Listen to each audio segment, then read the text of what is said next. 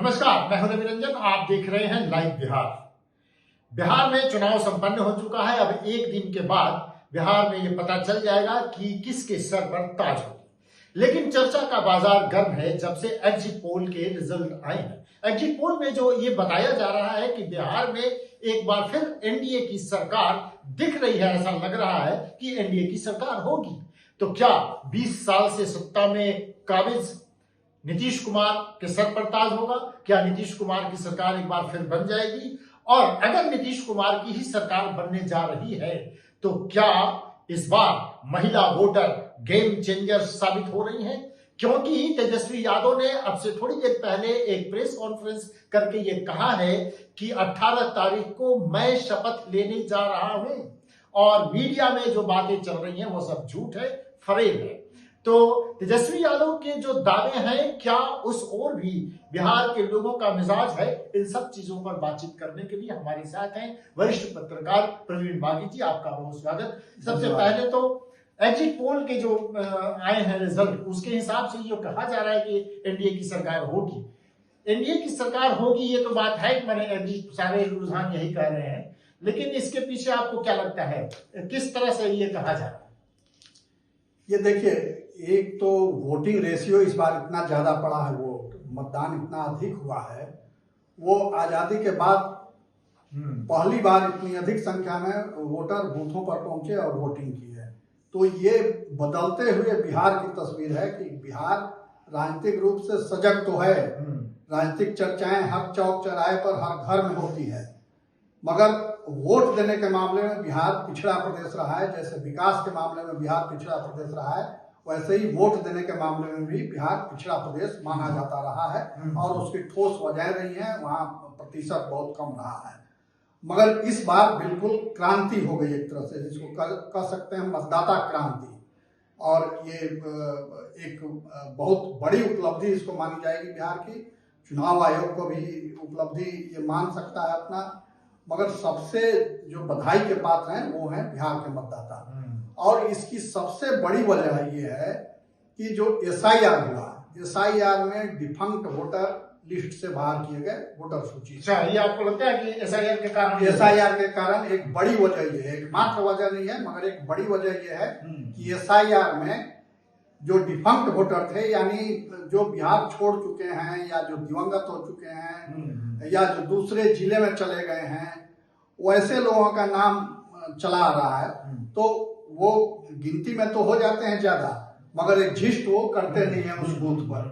तो जब प्रतिशत निकाला जाता है, काउंटिंग होती है, तो उसमें पता चला कि इस बूथ पर 2000 वोटर हैं मगर वोट पड़ता है 1800, और जबकि वास्तविकता ये है कि उस बूथ पर 2000 नहीं 1500 वोटर हैं जो एग्जिस्ट कर रहे हैं। तो वो 500 के चलते वोटिंग रेशियो दिखता था कि बहुत कम है। तो वो 500 नाम जो डिफंक्ट वोटर थे वो हटा दिए गए, तो अब 1500 में रेशियो निकल रहा है, तो रेशियो बढ़ गया। ये स्वाभाविक सी चीज है।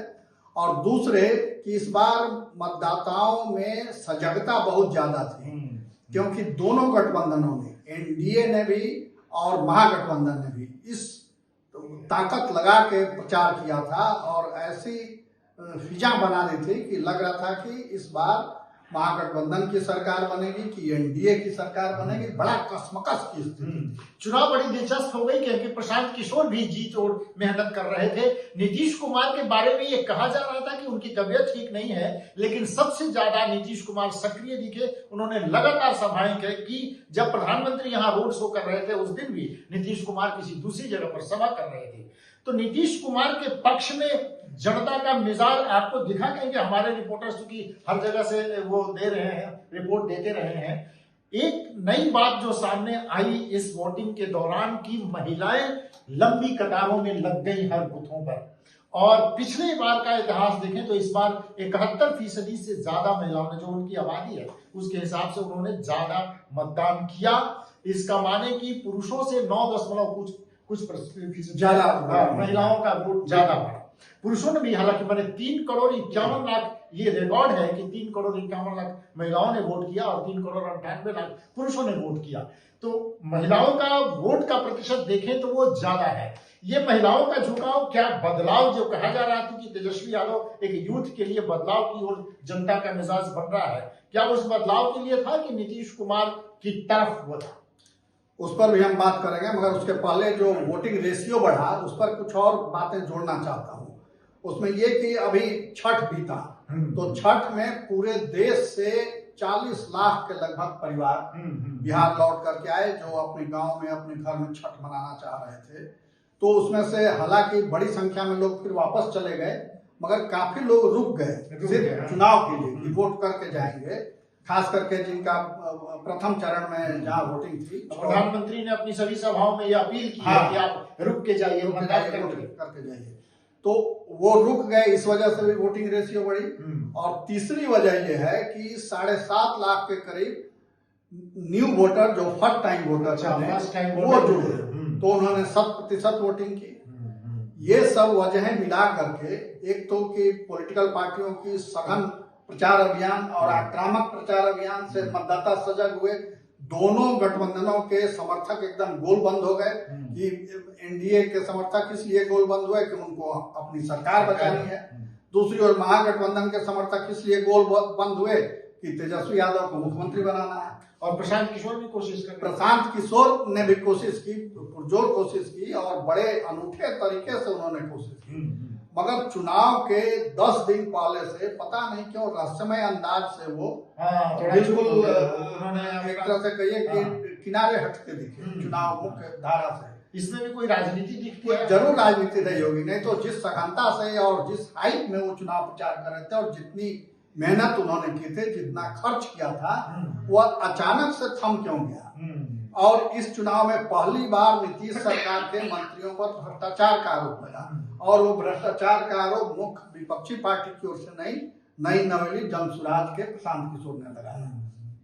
मगर प्रशांत किशोर ने हवा तो बनाई, भ्रष्टाचार के आरोप लगा के उसका कोई सार्थक और तथ्यपरक खंडन नहीं आया, कोई उसका प्रतिकार नहीं किया गया जिन पर आरोप लगे। मगर उस हाइप को वो बना कर नहीं रख सके, आरोप लगा के फिर चुप बैठ गए और कहते रहे कि हमारे पास और मसाले हैं और बम हैं, उसका हम बाद में खुलासा करेंगे, और आरोप हैं वो बताएंगे, मगर बताया नहीं।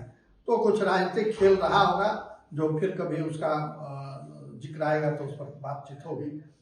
महिला वोटरों का जो सवाल है, तो महिला वोटर देखिए, महिलाओं में नीतीश सरकार ने बहुत सुनियोजित तरीके से उनको सशक्त और जागरूक बनाया है, और ये उसी का परिणाम है कि इतनी बड़ी संख्या में महिलाओं ने वोट किया। हालांकि पिछले चुनाव में भी महिलाओं ने वोट किया था, कई जगह पुरुष वोटरों से ज्यादा थी महिला मतदाता, और इस बार तो ओवरऑल जो महिला मतदाता हैं उन्होंने पुरुषों को बहुत पीछे छोड़ दिया है। 9% का मार्जिन बहुत बड़ा मार्जिन था, जबकि आबादी के हिसाब से महिलाओं की संख्या कम है पुरुषों से, मगर फिर भी वोट में वो आगे बढ़ गई। तो आप देखिए कि नीतीश सरकार जब आई थी उस समय उसने साइकिल और पोशाक योजना शुरू की थी स्कूलों के लिए। स्कूल में पहले लड़कियों को दिया, फिर बाद में लड़कों के लिए भी वो योजना शुरू की गई। तो जो लड़कियां उस समय साइकिल चला के और सरकार द्वारा प्रदत्त ड्रेस पहन करके स्कूल जाती थी, वो अब वयस्क नागरिक बन गई हैं और सजग नागरिक बन गई हैं। तो उनको लगा कि ये सरकार हमारी सरकार है, इसको बचाना चाहिए। तो इसलिए बड़ी संख्या में महिलाओं ने कतार में लग के वोट किया। फिर पंचायती राज में आरक्षण, सरकारी नौकरियों में आरक्षण, इस वजह से महिला समाज सशक्त हुआ और जागरूकता बढ़ी, महिलाओं में राजनीतिक चेतना भी बढ़ी। जो पंचायती राज में आरक्षण मिला उससे उनमें चेतना, राजनीतिक चेतना बढ़ी, और वो बढ़ चढ़ करके उनको लगा कि इससे हम अपना अधिकार हासिल कर सकते हैं, हम अपनी स्थिति बेहतर कर सकते हैं, घर परिवार को और आगे ले जा सकते हैं। तो इस लिहाज से उनकी ये सक्रियता दिखी। उसमें ये नहीं कहा जा सकता कि जितनी महिलाएं आई वो सब एनडीए के लिए वोट की, उसमें बड़ी संख्या जरूर रही होगी जिन्होंने महागठबंधन के लिए और तेजस्वी यादव के लिए भी वोट किया होगा। मगर ये माना जा रहा है कि जो महिला वोट बैंक है वो नीतीश के प्रति कमिटेड है, क्योंकि नीतीश सरकार ने बहुत कुछ किया है। और बड़ा गेम चेंजर हुआ वो चुनाव के ठीक पहले जो 10,000 रुपए उनके अकाउंट में दिए गए, हालांकि विपक्ष ने उस पर बहुत आपत्ति भी जताई, मगर वो एक बड़ा चेंजर हुआ। 1,40,000 1,40,00,000 महिलाएं जो हैं वो जीविका दीदी से इनरोल्ड हैं और उनके खातों में वो राशि गई, फिर बाद में भी गई। तो ये एक उन लोगों को लगा कि ये सरकार हमारे लिए चिंतित है, कुछ करना चाहती है। तो इन वजहों से महिलाओं ने बहुत संगठित होकर के वोट किया। लेकिन ये जो महिलाओं के लिए 10,000 रुपया, फिर महिलाओं का पेंशन 1,100 रुपया, महिला पुरुष सबका सामाजिक सुरक्षा पेंशन, वो ज्यादा असरदार लगा कि तेजस्वी यादव जो दावे कर रहे थे कि हम आपको देंगे, सरकार बनेगी तो, फिर उनकी माई बहन योजना है, और फिर उन्होंने कहा कि इतनी करोड़ लोगों को नौकरी, हर परिवार से एक को नौकरी देंगे, उसका कुछ असर दिखा कि केवल नीतीश कुमार? नहीं, उसका भी असर था। ऐसा नहीं कहा जा सकता कि तेजस्वी यादव ने जो चुनावी वादे किए, मैनिफेस्टो में जो घोषणाएं की, उसका असर नहीं था। ये उसको नकारना बेईमानी होगी। तेजस्वी यादव ने जिस तरीके से अभियान चलाया और जिस तरीके से योजनाओं की घोषणा की, मैनिफेस्टो अपना जारी किया, उसका भी बहुत असर रहा मतदान रेशियो बढ़ाने में और महिला मतदाताओं को बूथ तक लाने में। उन्होंने 2,500 रुपए महीने देने की घोषणा की, फिर तारीख तक घोषित कर दी कि 14 जनवरी को 30,000 रुपए मुफ्त महिलाओं के खाते में दिया जाएगा, और हर घर से एक नौजवान को सरकारी नौकरी एक बड़ा आकर्षण था। तो महिला वोटर जरूर उनके पाले में भी गई होंगी, महागठबंधन के लिए भी महिलाओं ने वोट किया होगा, मगर ओवरऑल जो लगता है वो महिलाओं का ज्यादा झुकाव है वो नीतीश सरकार के। नीतीश कुमार की सरकार ने शराबबंदी की, उसका भी असर हुआ। लोगों को ये लगने लगा था कि अब अगर कोई दूसरी सरकार आएगी तो कहीं शराबबंदी खत्म ना हो जाए। इसका भी एक असर लोगों के मन मिजाज में था, महिलाओं के मिजाज में। लेकिन महिलाओं के लिए तुरंत पैसा देंगे, जैसे हमारी सरकार बनेगी इतने रुपए देंगे। फिर तेजस्वी यादव ने वादा किया कि इतने करोड़ लोगों को नौकरी देंगे, मतलब हर परिवार से एक लोगों को नौकरी मिल जाएगी। तेजस्वी यादव जो बातें अभी कर रहे हैं, और एक दो चैनलों पर भी ये चर्चा है कि तेजस्वी यादव आखिर समय में कुछ कमाल कर सकते हैं और महागठबंधन की भी सरकार बन सकती है। आपको लगता है कि एग्जिट पोल के जो ये रुझान है, उस पर कितना भरोसा किया जाए? हम आपको ये जो है, देखिए, एग्जिट पोल ऐसा नहीं है कि एकदम अंतिम ब्रह्मा की लकीर है, और कई बार एग्जिट पोल गलत हुए हैं, गलत साबित हुए हैं। मगर आम तौर पर मोटे रूप में एग्जिट पोल माना जाता है कि जनता के रुझान का प्रतिबिंब उसमें दिखता है, उसकी झलक दिखती है। तो उससे आप अंदाजा लगा सकते हैं कि जनता का रुख क्या है, वोट किधर पड़े होंगे।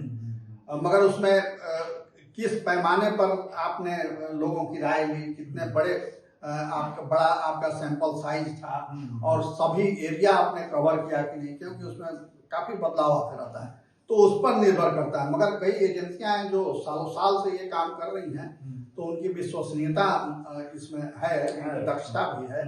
तो ये माना जा सकता है आमतौर पर कि ये एक मोटा मोटी ये रुझान है, मगर वो तो अंतिम फैसला 14 को ही आएगा। लेकिन एक और बात इस चुनाव के दौरान ये हुआ कि नीतीश कुमार जितने लोकप्रिय रहे और नरेंद्र मोदी भी, और ये दिख रहा था फील्ड में जो हमारे संवाददाता निकले कि लोगों का रुझान माने मोदी और नीतीश के नाम पर वोट पड़ रहा है, और इस तरफ तेजस्वी के नाम पर वोट पड़ रहा है। राहुल गांधी इस सीन से गायब थे, उनके पक्ष में कहीं वोट नहीं पड़ा, उनके कहने पर नहीं पड़ा। लेकिन तेजस्वी यादव एक सुपर लीडर बन के निकले और उनके पक्ष में वोट पड़ा।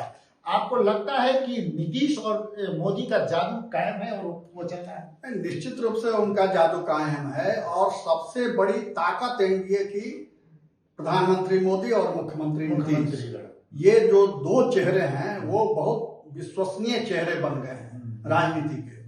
तो उन पर लोगों का भरोसा स्वाभाविक रूप से है। अब उसके मुकाबले विपक्ष में कोई वैसा चेहरा नहीं है जिस पर लोगों का भरोसा बन सके और उसके आधार पर लोग वोटिंग कर सकें। हालांकि तेजस्वी ने बहुत मेहनत की है, इसमें कोई दो राय नहीं है, और वो एक चेहरा बनकर उभर रहे हैं। मगर उसमें थोड़ी और मेहनत उनको करनी पड़ेगी, थोड़ा और समय लगाना पड़ेगा, तब वो जगह ले सकते हैं बिहार में। अपनी जगह उन्होंने अच्छी जगह बनाई है और आगे भी जा सकते हैं। मगर उनके साथ एक सबसे बड़ी बाधा है, वो है उनके समर्थक। वो जब ये टेम्पो बनाते हैं, जैसे प्रशांत किशोर टेम्पो बनाए, अचानक बैठ गए, उसी तरह बहुत अच्छा प्रचार करते हैं तेजस्वी, मगर उनके समर्थक कुछ रह रह के बीच में ऐसा भंडोल कर देते हैं, कुछ ऐसी कार्रवाई कर देते हैं कि वोटर बिदक जाता है। और दूसरी ओर एनडीए का प्रचार कि जंगल राज फिर आ जाएगा जंगल राज, तो तुरंत मतदाता अलर्ट हो जाता है और कनेक्ट हो जाता है उस जंगल राज मुद्दों पर। माने एनडीए ने जंगल राज की बात थोप कर लोगों को अपनी तरफ जरूर आकर्षित किया है। और दूसरी बड़ी बाधा उनके साथ है कि कांग्रेस ने खास करके राहुल गांधी मन से नहीं चाहते थे कि तेजस्वी यादव मुख्यमंत्री बने। आपने देखा होगा कि शुरू से लेकर अंत तक कैसे उन्होंने लटकाया और भटकाया। टिकट बंटवारे को लेकर के भी बड़ा विवाद हुआ कांग्रेस से, बाकी दलों के साथ सब ठीक ठाक चला, मगर कांग्रेस के साथ अंत तक टिकट बंटवारा में विवाद होता रहा और नौबत ये रही कि उम्मीदवारों को भाग करके नॉमिनेशन करना पड़ा, अंतिम क्षण में नॉमिनेशन करना पड़ा उनको। और फिर वो एक ऐसा मुद्दा लेकर के आ गए राहुल गांधी, वोट चोरी का मुद्दा, जो उनके पार्टी के नेता भी चुनावी सभा में नहीं करते। दूसरे की तो बात छोड़ दीजिए, तेजस्वी यादव भी उनके साथ घूमे उनको, मगर बाद में उनको समझ में आ गया कि ये मुद्दा बिल्कुल अप्रासंगिक है और ये जनता को आकर्षित नहीं कर सकता है। तो फिर उन्होंने अपने जो मूल मुद्दे थे, पढ़ाई, कमाई, सिंचाई, कार्रवाई, दवाई, इस पर वो लौटे। और ये मुद्दा ऐसा था उनका कि जो आम जनमानस को छूने वाला था, मगर राहुल गांधी जानबूझ करके, हमको लगता है कि ये मुद्दा लेकर के आए कि उनका खेल खराब किया जाए। हम तो नहीं बेहतर कर सकते हैं, तो जो बेहतर करने की संभावना रखता है उस संभावना को खत्म किया जाए। और इसीलिए उन्होंने टिकट बंटवारे का भी खेल उलझा बिगाड़ा। चलते चलते इस पर भी चर्चा करें कि जब भी मतदान का प्रतिशत बढ़ा है 5% से लेकर 9% तक, तब तक सत्ता में परिवर्तन हुआ है। इसके कई हमारे पास जो आंकड़े हम आपको ये बता रहे हैं 1957 में और फिर 1962 में, 1967 में जाके सत्ता बदल गई, क्योंकि 3 बार कांग्रेस की सरकार रही, लेकिन 5% जैसे ही मतदान अधिक हुआ तो सरकार बदल गई। इस बार मतदान अधिक हुआ है, तो क्या इस बार ये किया जा सकता है कि सत्ता बदल जाएगी, या मतदान नीतीश कुमार और नरेंद्र मोदी की लोकप्रियता की तरफ हुआ है? एनडीए की सरकार बनेगी ये रुझानों में कहा जा रहा है, लेकिन एग्जिट पोल पर कितना भरोसा करें, ये सब अब तो एक दिन के बाद 14 तारीख को जब ईवीएम खुल जाएगा और उससे वोटों की गिनती शुरू हो जाएगी तो और कहानी दिलचस्प होती जाएगी। शाम तक तो रिजल्ट भी आ जाएगा, तो हमें इंतजार रहेगा कि किसके सर पर होगी ताज। और देखते रहिए आप लाइव बिहार। हमारा ये कार्यक्रम आपको कैसा लगा, हमारी ये बातचीत आपको कैसी लगी, आप हमें जरूर अपने कमेंट बॉक्स में कमेंट लिखकर बताइए और देखते रहिए लाइव बिहार। नमस्कार।